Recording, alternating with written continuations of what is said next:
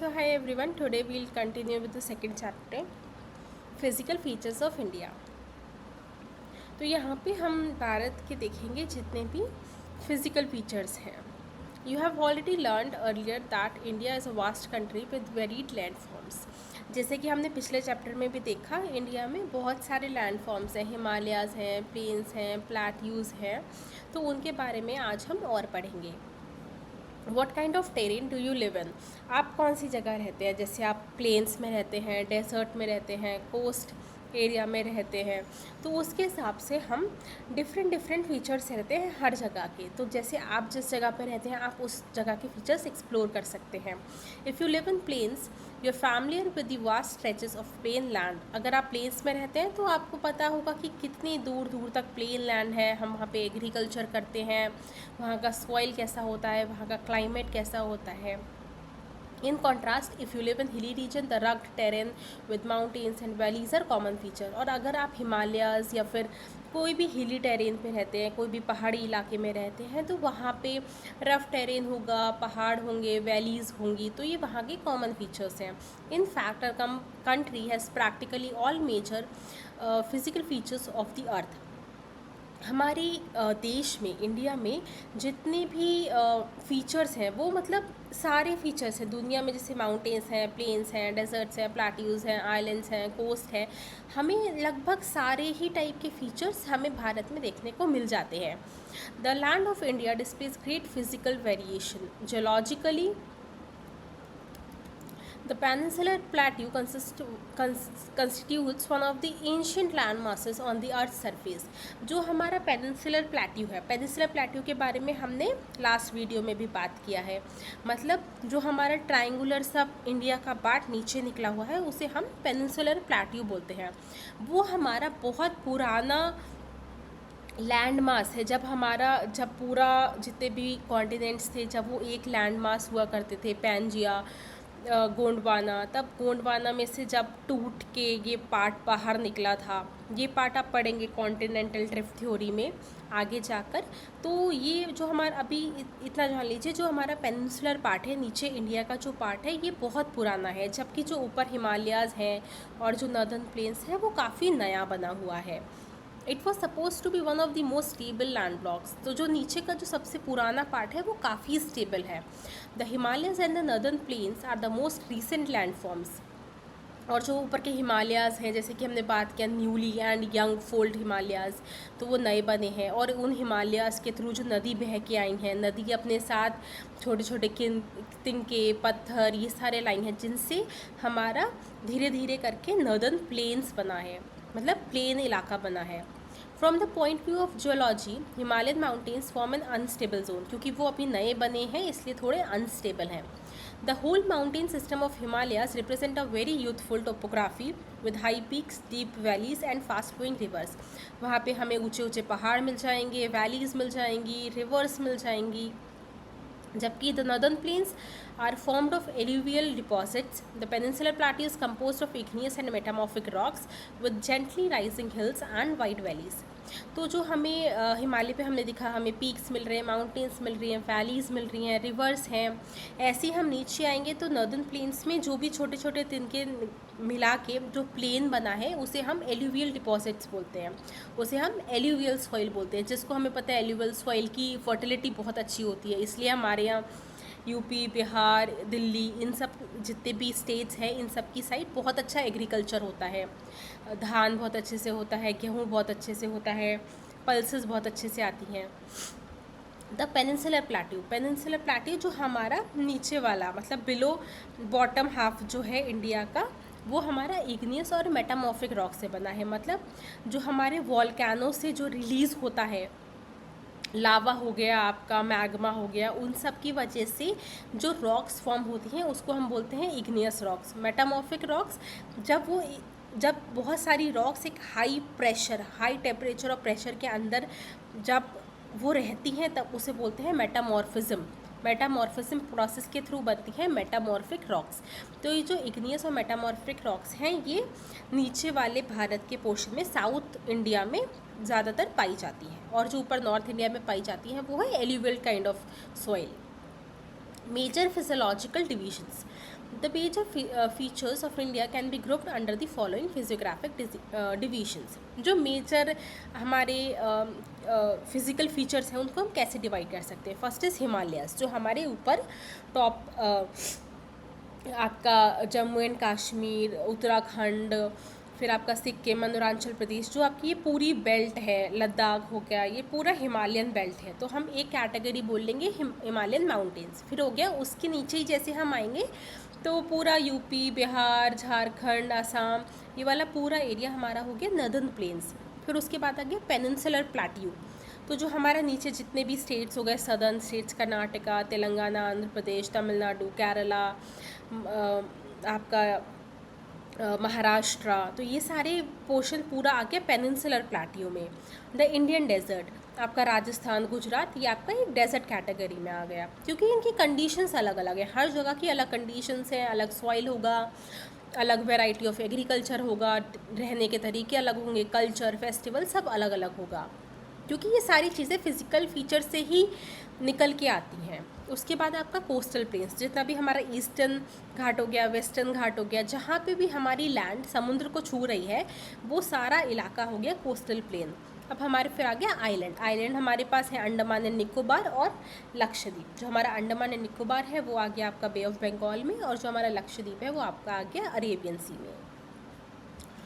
तो अब हम एक एक करके इनको डिटेल में देखेंगे. The Himalayan mountains. The Himalayas zoologically young and structurally full mountains stretch over the northern borders of India. These mountains ranges run in a west-east direction from the Indus to the Brahmaputra. तो अब हम देखेंगे, हम एक map के through देखेंगे. इसमें हमारी इंडस रिवर यहाँ पे है और हमारी ब्रह्मपुत्र रिवर यहाँ पे है. तो हमारा पूरा इंडस से लेके ब्रह्मपुत्र यहाँ पे पूरा ऐसे लेके यहाँ पे पूरी हमारी हिमालयन बेल्ट है. ये पूरा हिमालयन बेल्ट है. तो हम बीच बीच में हम इसे मैप के थ्रू देखते जाएंगे ताकि हमें एक प्रॉपर अच्छा आइडिया लगता जाए.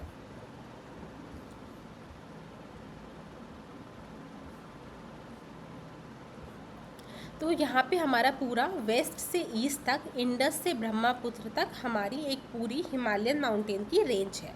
The Himalayas represent the loftiest and one of the most rugged mountain barrier of the world. बहुत सारे पीक्स हैं, बहुत रग्ड है, कहीं पे ऊंचा नीचा है, कहीं पे बहुत एकदम हाई है. तो बहुत अनसर्टनिटी है हिमालयाज में. They form an arc which covers a distance of about 2400 kilometre. ये एक आर्क की फॉर्म में, मतलब आधा सर्कल जैसे होता है या छोटा सर्कल जैसे होता है, उसका एक छोटा टुकड़े की फॉर्म में है, क्योंकि ऐसे हल्का सा गोलाई में है ये.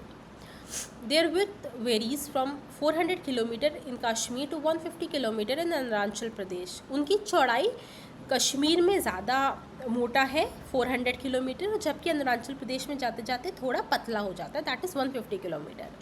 The altitudinal variations are greater in the eastern half than those in the western half. तो जो ऊंचाई है, ऑल्टीट्यूड मतलब कितना ऊंचा है, तो जो ऊंचाई है वो बहुत ज़्यादा वेरी करती है. कहीं ऊंचा है, कहीं छोटा है, कहीं ऊंचा है, कहीं छोटा है. तो ये जो वेरिएशन है ये बहुत ज़्यादा है ईस्टर्न हाफ में in comparison to the western half. तो ऐसे सेंटेंसेस को आप ध्यान रखिएगा, क्योंकि कभी कभी ये सेंटेंसेस आ जाते हैं, जैसे आपके 3 ऑप्शन आए, उसमें से कोई भी एक ऑप्शन ये आपको दे देंगे. तो ऐसे जहाँ पे कंपैरिजन है ईस्टर्न वेस्टर्न में, नॉर्थ साउथ में, वो हमें थोड़ा ध्यान रखना होता है. The Himalaya consists of 3 parallel ranges in its longitudinal extent. अब हम बात करेंगे पहले longitudinal पार्ट की. तो मेनली हिमालय में 3 रेंज है. एक हो गई ग्रेट हिमालय, फिर एक हो गई मिडिल रेंज, फिर एक हो गई लोअर रेंज. तो सबसे पहली रेंज का नाम है ग्रेट और इनर हिमालयास, और इसको हम हिमाद्री भी कहते हैं. इसको हम ग्रेट हिमालयास भी कह सकते हैं, इनर हिमालयास भी और हिमाद्री भी, तीनों एक ही चीज़ है. It is the most continuous range, consists of the loftiest peaks with an average height of 6,000 meters. It contains all prominent Himalayan peaks. तो ये जो है ये कंटिन्यूस है, मतलब ज़्यादा टूटे हुए नहीं है जगह. लगातार अगर आप देखेंगे 1 किलोमीटर में तो पहाड़ ही पहाड़ है, ऐसा नहीं है कोई जगह ब्रेक हो गई है। तो यहाँ पे मोस्ट कंटिन्यूस रेंज है, लगातार पहाड़ों की रेंज चली आ रही है। और ज़्यादातर जो पीक्स हैं हिमालयाज़ में वो भी ग्रेटर हिमालयाज़ में ही है।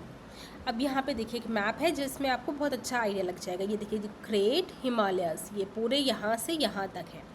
तो ये जो आप देखेंगे ग्रेट हिमालयाज़, ये प्रॉपर लेयर चली आ रही है लंबी सी, आप देख रहे होंगे विदाउट एनी ब्रेक, एक लंबी सी लाइन है, मतलब ये कंटिन्यूस है। और इसके बाद आप देखेंगे नीचे जो हिमालयस हैं ये ब्रेक होके हैं, यहाँ पे भी ब्रेक होके हैं, लेकिन ये जो ग्रेटर हिमालयस है ये एकदम कंटिन्यूस रेंज चला रहा है अरुणाचल प्रदेश तक। पूरा जम्मू एंड कश्मीर से चालू हुआ और अरुणाचल प्रदेश तक बिल्कुल कंटिन्यूस है।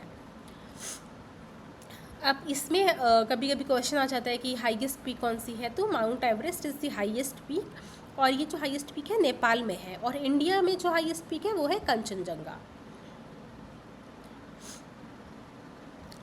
The folds of the Great Himalayas are asymmetrical in nature. The core of this part of Himalayas is composed of granite. It is perennially snowbound and a number of glaciers descend from this range. तो जो great Himalayans है वो asymmetrical है, ज़रूरी नहीं है सब तरह सेम पहाड़ हो, थोड़े ऊपर नीचे हो सकते हैं, तो हम उसे असिमेट्रिकल बोलेंगे। The core of this part of Himalayas is composed of granite. तो जो जिस पत्थर का बना हुआ है, जो उसमें मिनरल्स मिलेंगे उसके अकॉर्डिंग हम उसे डिफाइन करते हैं। तो ये मतलब इसमें बहुत सारी जो रॉक्स जो पाई जाती है वो ग्रेनाइट की है। इसमें बहुत सारा स्नो मिल जाएगा आपको, ग्लेशियर्स मिल जाएंगे। तो वही थोड़ा माउंटेन्स के बारे में बताया है यहाँ पे। अब यहाँ पे आपको एक एक्सरसाइज दी है कि यहाँ पे आपको जितने भी ग्लेशियर्स हैं या पासेस हैं जो कि ग्रेट हिमालयाज़ में लाई करते हैं, हमें उसके नाम लिखने हैं। फिर यहाँ पे ऐसे स्टेट का नाम लिखना है जहाँ पे हाईएस्ट पीक लोकेटेड है। जैसे मैंने अभी आपको बताया कंचनजंगा, तो कंचनजंगा आपको देखना है जाके कि कौन से स्टेट में है। The range lying to the south of the Himadri forms the most rugged mountain system and is known as Himachal और लेसर हिमालय। जो मैंने आपको फर्स्ट बताई थी वो that is Himadri, great Himalaya और इनर हिमालय बोलते हैं उसको। अब जो सेकंड रेंज है उसका नाम है हिमाचल और लेसर हिमालयाज़। तो ये जो हमारी आप रेंज देख रहे हैं ये है हिमाचल और lesser Himalayas. The ranges are mainly composed of highly compressed and altered rocks.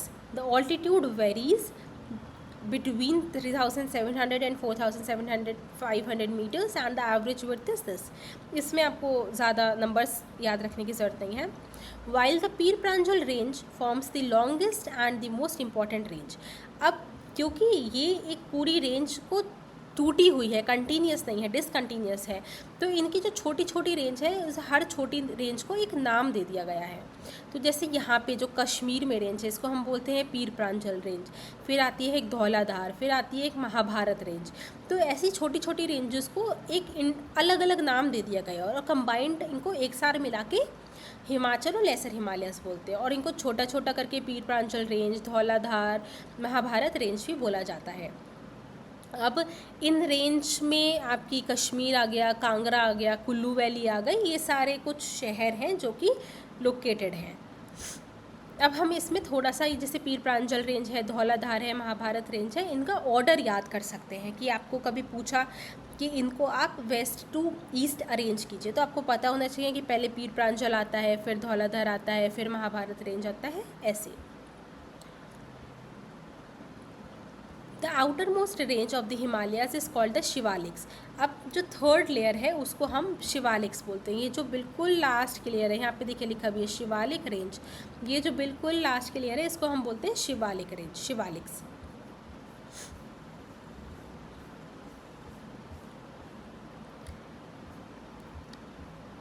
of 10 to 50 kilometer and have an altitude varying between 900 to 1100 meters. These ranges are composed of unconsolidated sediments brought down by rivers from the main Himalayan ranges located further north. तो यहाँ पे जितने भी हिमालय से जितनी भी नदियाँ आ रही हैं, क्योंकि थर्ड हिमालय तक आते आते नदियाँ थोड़ी स्लो हो जाती हैं, तो अपने साथ जितने भी कंकड़, मिट्टी, पत्थर, सैंड जो भी लाई होती हैं वो धीरे धीरे यहाँ पे हल्का होना स्टार्ट हो जाता है और उसी के जस्ट नीचे आपके प्लेन्स आ जाते हैं जहाँ पे वो चीज़ें डिपॉजिट होती हैं। तो यहाँ पे वो कह रहा है कि अपने साथ अनकंसोलिडेटेड सेडिमेंट्स ला रही हैं नदियाँ। These valleys are covered with thick gravel and alluvium. तो जितने भी जहाँ पे वैलीज़ आ जाएंगी, जहाँ पे थोड़ा एक गड्ढा टाइप होगा, वैलीज टाइप होंगी, वहाँ पे जो रिवर के थ्रू जितने भी सेडिमेंट्स आ रहे हैं वो डिपॉजिट हो जाएंगे। तो वहाँ पे ग्रेवल और एल्यूवियम का मतलब वहाँ पे एक थोड़ा पहाड़ बन सकते हैं, उसके छोटे छोटे पहाड़ बन सकते हैं, आइलैंड्स बन सकते हैं, डिपॉजिट हो सकता है फ्लैट लैंड की फॉर्म में।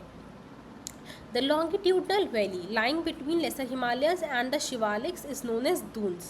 अब दून वो एरिया है जहाँ पे दो पहाड़ों के बीच का रेंज वैली, जैसे ये आपका आ गया मिडिल हिमालयस और ये आगे शिवालिक्स, तो इनके बीच में जो वैलियाँ होंगी ना, क्योंकि ये देखिए ये ऊंचा है आपका, ये शिवालिक्स भी ऊंचा है, तो बीच में कहीं ना कहीं वैली होगी, उन वैली वाली एरिया को दून्स बोलते हैं। और उन दून में ज़्यादातर हिल स्टेशंस हमारे लोकेटेड रहते हैं जहाँ पे लोग रहते हैं, जैसे देहरादून, कोटली दून, पाटली दून, वो ये कुछ एग्जाम्पल्स हैं दून्स की। Besides the longitudinal divisions the Himalayans have been divided on the basis of regions from west to east. अब एक तो हमने लॉन्गिट्यूडनल डिविजन्स कर लिए कि सबसे पहले हमारे आ गए ग्रेटर हिमालयाज़, फिर आ गए आपके देखिए जैसे हमने यहाँ पे देखा था पहले हमारे आ गए ग्रेटर हिमालयाज़, ये हमारा फर्स्ट था ग्रेटर और इनर हिमालयाज़ और हिमाद्री। फिर सेकंड लेवल पे आ गए हमारे हिमाचल, थर्ड लेवल पे आ गया हमारा शिवालिक। तो ये हमने 3 ब्रॉड कैटेगरी बनाई, ये हो गई हमारी ऐसे कैटेगरी, ग्रेट हिमालयाज़, हिमाचल और शिवालिक। अब हम तोड़ेंगे ऐसे लंबा लंबा कि मतलब यहाँ से यहाँ तक के क्या बोलते हैं, फिर थोड़ी दूर के इतने को क्या बोलते हैं, फिर इतने पोर्शन को क्या बोलेंगे, फिर इतने पोर्शन को क्या बोलेंगे, फिर इतने पोर्शन को क्या बोलेंगे। तो सबसे पहले हम स्टार्ट करेंगे ये हमारा वेस्टर्न साइड से। These divisions have been demarcated by river valleys. तो यहाँ पे मान लीजिए हम 2 रिवर्स बह रही हैं, तो उनके बीच के एक एरिया को ले लेंगे और उस हिमालय को एक पर्टिकुलर नाम दे देंगे। तो जैसे यहाँ पे आप देखेंगे for example the part of Himalayas lying between Indus and Sutlej river, जो हमारी इंडस रिवर है और जो हमारी सतलज रिवर है, जैसे ये आप देख रहे हैं ये हमारी इंडस रिवर है और ये हमारी सतलज रिवर है, तो इनके बीच में जो हिमालयाज़ है उसको हम बोलेंगे पंजाब हिमालयाज़। तो the Himalaya the part of Himalayas lying between Indus and Satluj have been traditionally known as Punjab Himalayas, but it is also known regionally as Kashmir और एंड हिमाचल हिमालयाज़। तो इसको लोकली कुछ जगह कश्मीर हिमालयाज़ बोलते हैं, कुछ जगह हिमाचल हिमालयाज़ भी बोला जाता है।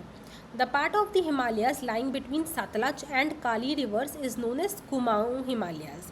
अब सतलज रिवर है यहाँ पे और यहाँ पे काली रिवर है आपकी, काली रिवर यहाँ पे, तो काली रिवर और इस सतलज रिवर के बीच में जितने भी हिमालयन रेंज है उसको हम कुमाऊं हिमालयाज़ बोलते हैं। फिर उसके बाद आ गया हमारा काली और तीस्ता रिवर। काली और तीस्ता रिवर के बीच में जो एरिया है उसको हम नेपाल हिमालयाज़ बोलते हैं। हमारी तीस्ता रिवर कुछ अप्रॉक्स यहाँ पे आती है, तो हमारी काली और तीस्ता रिवर के बीच में जो हिमालयाज़ हैं उनको हम नेपाल हिमालयाज़ बोलते हैं। और जो आपके तीस्ता और दिहांग के बीच में ये वाले हिमालयाज़ को हम आसाम हिमालयाज़ बोलते हैं। तो यहाँ पे जो हमारा तीस्ता और दिहांग रिवर के बीच में जो एरिया है उसको हम आसाम हिमालयाज़ बोलते हैं। There are regional names also in these broad categories. तो यहाँ पे मतलब काफ़ी जगह हर जगह अपना एक लोकल नाम दे रखा है जस्ट फॉर द कन्वीनियंस, लेकिन इन सबको मिला के टोटल हिमालयाज़ ये हर जगह अकॉर्डिंग टू किस रिवर के बीच में किस स्टेट में वो हिमालयाज़ आ रहे हैं उनके अकॉर्डिंग उन्हें नाम दिया गया है। The Brahmaputra marks the eastern most boundary of the Himalayas. जो बिल्कुल ईस्टर्न मोस्ट है हिमालयाज़ में, वहाँ पे आपकी ब्रह्मपुत्र नदी एक बाउंड्री बनाती है। Beyond the Dihang gorge the Himalayas bend sharply to the south and spread along the eastern boundary of India. they are known as the Purvanchal और the eastern hills and mountains. तो यहाँ पे जो हिमालयाज़ पूरे ईस्टर्न में एक्सटेंड हो गए और यहाँ पे हमारी ये ब्रह्मपुत्र नदी इसकी एक बाउंड्री बना रही है कि भैया यहाँ तक है। उसके बाद यहाँ से एकदम ये कर्व लेते हैं, यहाँ पे लंबे लंबे लंबे लंबे आ रहे हैं, फिर यहाँ पे एकदम घूम जाते हैं ऐसे। यहाँ पे दिहांग जॉर्ज है, वहाँ से एकदम घूम जाते हैं और ये नीचे की साइड आ जाते हैं। तो यहाँ पे फिर जब नीचे आ जाते हैं तो हमने इनको नाम दे दिए पूर्वांचल और ईस्टर्न हिल्स और ईस्टर्न माउंटेन्स। यहाँ पे जितने भी माउंटेन्स हैं वो यूजुअली इनमें सेडिमेंट्री रॉक्स हैं। सेडिमेंट्री रॉक्स मतलब एक लेयर आ गई, फिर कुछ कुछ चीज़ें डिपॉजिट हुई, दूसरी लेयर बन गई, फिर पानी से थोड़ी मिट्टी आई, तीसरी लेयर बन गई। तो ऐसे जो लेयर वाइज रॉक्स बनती रहती है उनको हम बोलते हैं सेडिमेंट्री रॉक्स। अब ये जो पूर्वांचल के हिमालयस हैं इनको हमने बहुत सारे छोटे छोटे हिल्स में डिवाइड कर रखा है, Patkai hills, Naga hills, Manipuri hills and Mizo hills. अब इसको एक बार हम मैप में एक बार लोकेट कर लेते हैं। तो यहाँ पे ये हमारी हो गई पटकाई हिल्स, ये हो गई हमारी नागा हिल्स क्योंकि यहाँ पे आपको पता है नागालैंड है। फिर यहाँ पे मणिपुरी हिल्स हो गई क्योंकि यहाँ पे मणिपुर है। फिर यहाँ पे मीज़ो हिल्स हो गई, मिज़ोरम है। ऐसे यहाँ पे आप देखेंगे यहाँ पे मेघालय है, तो यहाँ पे गारो, खासी, जैंतिया, ये छोटी छोटी एक्सटेंशंस हैं माउंटेन्स के। यहाँ पे ये 3 हिल्स हैं। तो ये चीज़ हो गई अभी तक माउंटेन्स की, कैसे हमारे माउंटेन्स पूरे फैले हुए हैं north west, north east, north region में, और कैसे हमने रिवर्स के बेसिस पे उनको छोटे छोटे पार्ट में डिवाइड करके उनको प्रॉपर नाम दिए हैं, और कैसे हमने ईस्टर्न रीजन में भी उनको लोकल नामों से बुलाया है, जैसे आपका Nagapuri hills, Manipuri hills, Naga hills, Mizo hills, Patkai hills, Barail hills, तो ऐसे करके। तो अब हम देखेंगे दूसरा हमारा physical feature, the northern plain. The northern plains has been formed by the interplay of the 3 major river systems, namely the Indus, Ganga and the Brahmaputra, along with their tributaries. तो जितनी भी हमारी रिवर्स आ रही हैं, भले ही आपकी north west side से Indus आ रही हो, ऊपर से गंगा आ रही हो, इधर आपकी राइट साइड से ब्रह्मपुत्र आ रही हो, तो इन्होंने जितने भी अपने रिवर्स के थ्रू सेडिमेंट्स लाए हैं, फिर उन्होंने प्लेन एरिया आके एक कंस्ट्रक्ट किया है, वो सारे डिपॉजिट्स हो गए सेडिमेंट्स, तो उसकी वजह से एक प्लेन एरिया बन गया है। उस प्लेन एरिया को हम बोलते हैं the northern plains. The deposition of alluvium is a vast basin lying at the foothills of the Himalayas over millions of years, formed this fertile plain. It spreads over an area of 7 lakh square kilometer. The plain being about 2,400 kilometer long and 240 to 320 kilometer broad is a densely populated physiographic division. ये जो area है कुछ dimensions दे रखे हैं, उसके बाद आपको बोला है ये मोस्ट पॉपुलेटेड है, डेंसली पॉपुलेटेड है एरिया। इसमें सॉइल कवर बहुत अच्छा है क्योंकि बहुत अच्छा आपको पानी मिल जाएगा नदियों से, क्लाइमेट भी फेवरेबल है, प्रोडक्टिविटी बहुत हाई है क्योंकि वो सेडिमेंट्स, एलुवियल सॉइल बहुत फर्टाइल होता है, तो इसलिए एग्रीकल्चरली भी बहुत अच्छा है। आप देखेंगे पिक्चर तो यहाँ पे एक कोई फार्मिंग कम्युनिटी का फ़ोटो दे रखा है जो कि उन्होंने मे बी अभी रीप किया हो, तो एग्रीकल्चर यहाँ पे उन्होंने डिनोट करना चाहा है नदर्न प्लेन्स में। The rivers coming from northern mountains are involve in depositional work. In the lower course, due to gentle slope, the velocity of the river decreases, which results in the formation of riverine islands.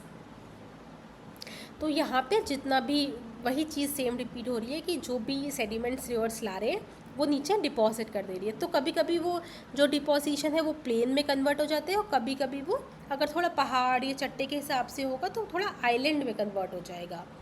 तो अगर river में ही कहीं पे बीच में एक island बन जाता है जिसका मुंह रिवर से ऊपर निकल रहा है तो उसे हम रिवराइन आइलैंड बोलेंगे।